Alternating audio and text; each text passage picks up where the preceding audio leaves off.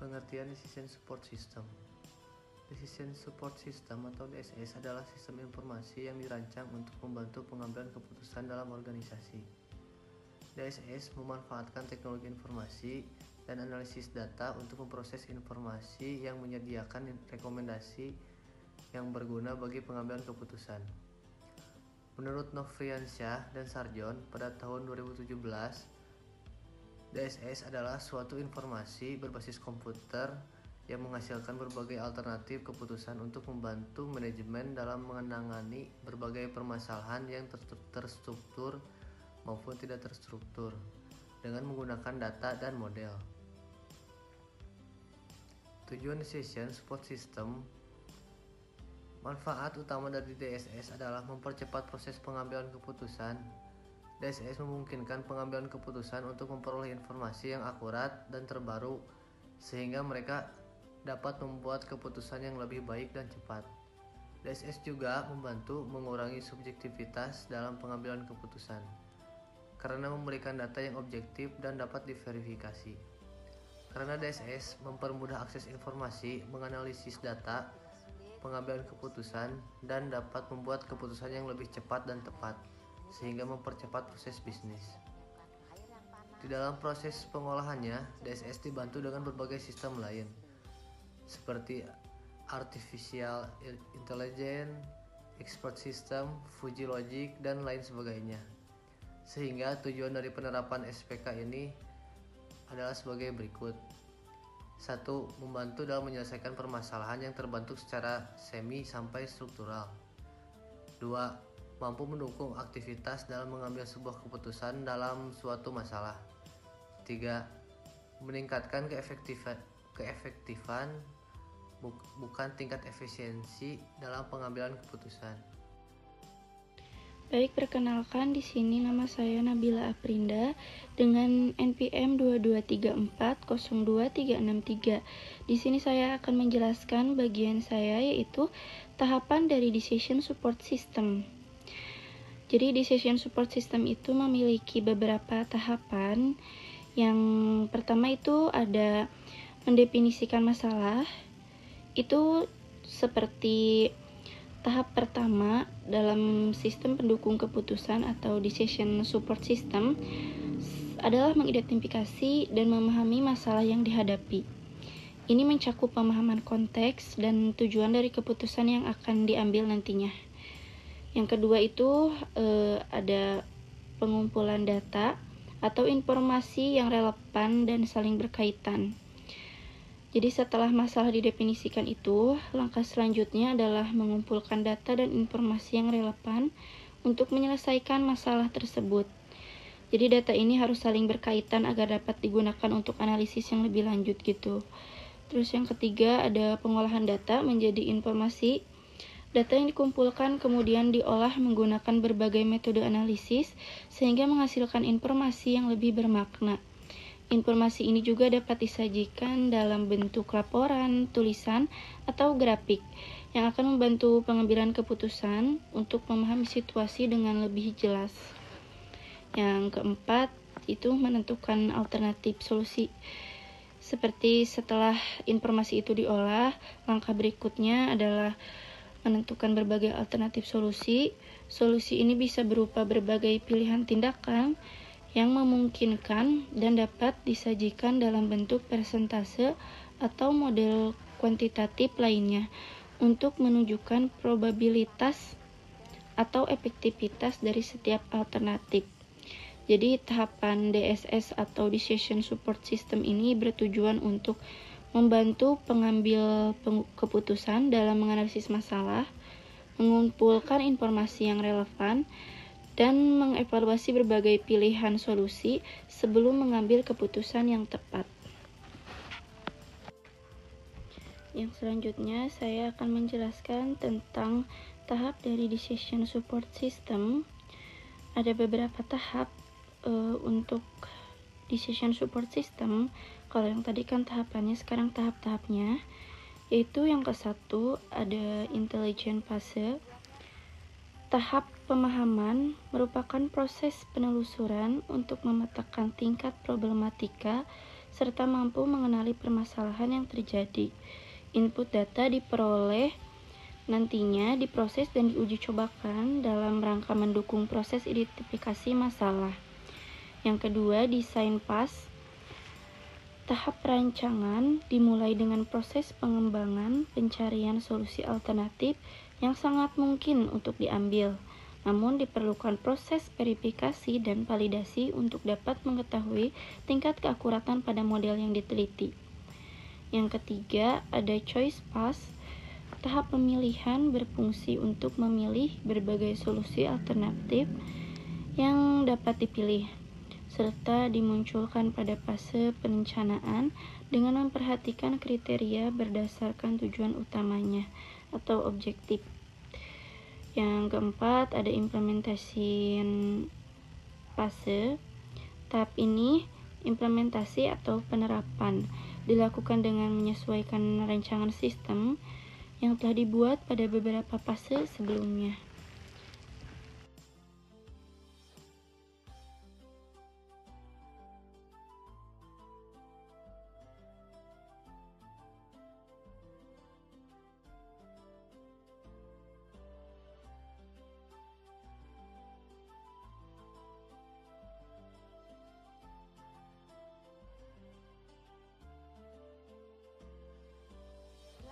Permodelan Decision Support System. Di antaranya ada model ikonik atau skala. Model ikonik adalah sebuah replika tiruan nyata secara fisik dari sistem dan biasanya berdasarkan pada skala yang lebih kecil dari aslinya. Model ini mungkin muncul secara skala dalam 3 dimensi. Ini sering dapat dikatakan sebagai MUCAD. Suatu foto merupakan model ikonik yang berdimensi 2. Juga graphical user interface dan object-oriented programming menggunakan model ini. Kemudian ada model analog. Model ini tidak mirip sistem aslinya, tetapi berkarakteristik seperti aslinya. Model ini lebih abstrak daripada model sebelumnya dan dianggap sebagai penyajian secara simbolik dari suatu realitas. Model analog biasanya memakai diagram 2 dimensi. Contohnya chart organisasi yang membuat struktur organisasi. Kemudian ada model matematik atau kuantitatif. Makin besar problema yang dihadapi, maka makin kompleks solusi yang dapat ditemukan. Namun, kadang-kadang kompleksitas dari relasi dalam sistem organisasi tidak dapat dipresentasikan dengan ikonik atau analog. Model yang dapat digunakan maka adalah model matematika. Analisis DSS terbanyak dieksekusi secara beruntun berkat bantuan matematika atau model kuantitatif seperti model statistik. Kemudian model statistik digunakan bila dengan jangka waktu variabel dianggap konstan dan interrelasi unsur-unsur model dinyatakan sebagai persamaan yang tidak berubah dengan waktu. Sebagian besar situasi pengambilan keputusan statis diperkirakan berulang dengan kondisi yang identik. Contoh suatu keputusan mengenai membuat sendiri atau membeli suatu produk. Kemudian ada model dinamis, menempatkan waktu sebagai variabel bebas, sehingga model jenis ini menggambarkan dinamika suatu sistem sebagai fungsi dari waktu. Untuk memperoleh hasil, perhitungan dilakukan secara berulang-ulang sampai tercapai nilai kesalahan yang minimal. Contoh, proyeksi rugi laba 5 tahun di mana data input seperti biaya, harga, dan kuantitas berubah dari tahun ke tahun. Pada model matematika, atribut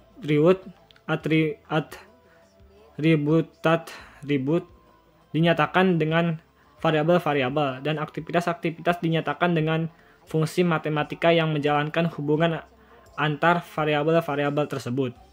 Kemudian, komponen decision support system.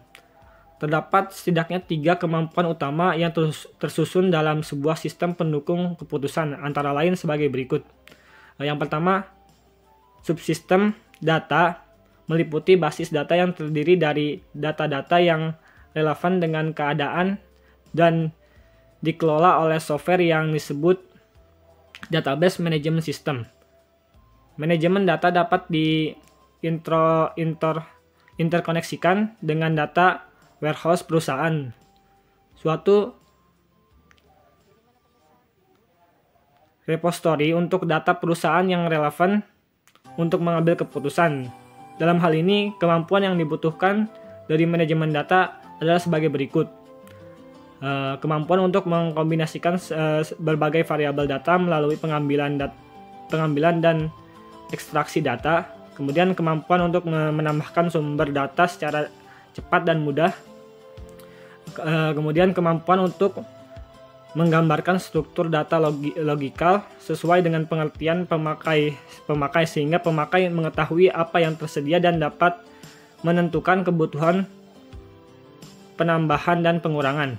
Kemudian kemampuan untuk menangani data secara personil sehingga pemakai dapat mencoba berbagai alternatif pertimbangan personil. Kemudian yang terakhir ada komponen untuk mengelola berbagai variasi data. Yang kedua, subsistem manajemen modal. Salah satu keunggulan dalam sistem pendukung keputusan adalah kemampuan untuk mengintegrasikan akses data dan model-model keputusan. Subsistem manajemen modal merupakan paket software yang berisi model-model finansial, statistik, ilmu manajemen, dan model kuantitatif yang menyediakan kemampuan analisa dan manajemen software yang sesuai. Software ini disebut sistem manajemen basis model. Kemampuan yang dimiliki subsistem manajemen model meliputi kemampuan untuk menciptakan model-model baru secara cepat dan mudah. Kemudian kemampuan untuk mengakses dan mengintegrasikan model-model keputusan. Kemudian kemampuan untuk mengelola basis data dengan fungsi manajemen yang analog dan manajemen basis data seperti mekanisme untuk menyimpan, membuat dialog, menghubungkan dan mengakses model. Yang ketiga, subsistem dialog user interface. Subsistem fleksibilitas dan kekuatan karakteristik sistem pendukung keputusan timbul dari kemampuan interaksi antar sistem dan pemakai yang dinamakan subsistem dialog. Subsistem dialog merupakan subsistem yang dapat digunakan oleh user untuk berkomunikasi dengan sistem dan juga memberi perintah SPK. Web browser memberikan struktur antarmuka pengguna grafis antarmuka pengguna grafis yang familiar dan konsisten. Istilah antarmuka penggunaan markup mencakup semua aspek komunikasi antar pengguna dan dengan sistem. Karakteristik ini membuat decision support system efektif dalam membantu pengambil keputusan dalam berbagai konteks, baik bisnis maupun organisasi lainnya. Berikut merupakan beberapa contohnya. Yang pertama yaitu interaktif. Pengguna dapat berinteraksi langsung dengan sistem untuk menyesuaikan input dan menerima output yang sesuai dengan kebutuhan mereka. Yang kedua, berbasis model. Decision support system menggunakan model matematis atau simulasi untuk menganalisis data dan membantu dalam pengambilan keputusan. Yang ketiga, data terintegrasi. Menggabungkan dan memproses data dari berbagai sumber untuk memberikan informasi yang komprehensif. Yang keempat, fleksibilitas. Sistem dapat disesuaikan dengan berbagai situasi dan kebutuhan pengguna, memungkinkan penyesuaian yang cepat. Kelima, ada dukungan keputusan semi-struktur, cocok untuk situasi yang tidak sepenuhnya terstruktur, memberikan panduan dalam analisis masalah kompleks. Yang keenam, proses berbasis komputer, memanfaatkan teknologi informasi yang mengolah data dan menghasilkan informasi yang bermanfaat. Berikut adalah beberapa kelebihan dan kekurangan decision support system. Untuk kelebihannya, yang pertama yaitu meningkatkan kualitas keputusan. Decision support system menyediakan analisis yang mendalam, membantu pengambil keputusan untuk membuat keputusan yang lebih baik dan lebih cepat. Kedua, ada penghematan waktu, mempercepat proses pengambilan keputusan dengan menyediakan informasi yang relevan secara cepat. Yang ketiga, ada analisis data yang kuat, dapat menangani dan menganalisis data besar dari berbagai sumber, memberikan wawasan yang lebih luas. Yang keempat ada interaktivitas. Pengguna dapat berinteraksi dengan sistem untuk mengeksplorasi berbagai skenario dan alternatif. Yang kelima ada fleksibilitas. Dapat disesuaikan dengan kebutuhan spesifik pengguna dan situasi tertentu. Untuk kekurangannya yang pertama yaitu ada biaya tinggi. Pengembangan dan pemeliharaan decision support system dapat memerlukan biaya yang signifikan. Yang kedua ada ketergantungan pada teknologi. Pengguna mungkin menjadi terlalu bergantung pada sistem yang dapat mengurangi keterampilan pengambilan keputusan mereka. Yang ketiga, kualitas data. Keputusan yang dihasilkan sangat bergantung pada kualitas data yang digunakan. Data yang tidak akurat dapat menghasilkan hasil yang salah. Yang keempat yaitu kompleksitas penggunaan. Beberapa decision support system bisa rumit dan memerlukan pelatihan khusus bagi pengguna. Yang kelima ada risiko keputusan yang buruk. Jika tidak digunakan dengan bijak, decision support system dapat menyebabkan pengambilan keputusan yang tidak tepat, terutama jika penggunanya tidak memahami analisis yang dilakukan. Kelebihan dan kekurangan ini perlu dipertimbangkan saat merancang atau mengimplementasikan decision support system dalam suatu organisasi. Kesimpulannya, decision support system adalah sistem berbasis yang dirancang untuk membantu pengambilan keputusan, terutama dalam situasi yang semi-terstruktur atau tidak terstruktur. Decision support system memiliki beberapa karakteristik utama seperti interaktif, fleksibel, berbasis data, dan model, serta mampu mendukung pengguna di berbagai level organisasi. Dengan memberikan informasi yang tepat waktu dan relevan, decision support system membantu dalam memproses analisis data, menghasilkan rekomendasi, dan mendukung keputusan yang lebih baik. Decision support system juga menangani data yang besar dan kompleks dengan cepat serta mendukung keputusan baik individu maupun kelompok. Sistem ini mengandalkan teknologi informasi modern untuk memberikan hasil yang akurat dan mendalam, menjadikannya alat penting dalam berbagai bidang industri dan bisnis. Sistem pendukung keputusan decision support system dibuat sebagai suatu cara untuk memenuhi kebutuhan dalam membuat keputusan yang spesifik dalam memecahkan permasalahan yang spesifik. Baik, di sini saya akan menyampaikan terima kasih kepada rekan-rekan yang sudah memperhatikan video ini sampai selesai. Juga untuk teman-teman yang sudah menyampaikan materi ini, terima kasih. Saya juga harap semoga materi yang saya sampaikan dan juga rekan-rekan saya bermanfaat untuk kita semua, dan semoga ini juga bisa menambah wawasan kalian untuk mengetahui bagaimana materi sistem informasi manajemen. Dan juga untuk sekian materi dari kelompok saya, mohon maaf apabila ada penyampaian kata ataupun penyampaian materi yang kurang maksimal selama video berlangsung. Wassalamualaikum warahmatullahi wabarakatuh.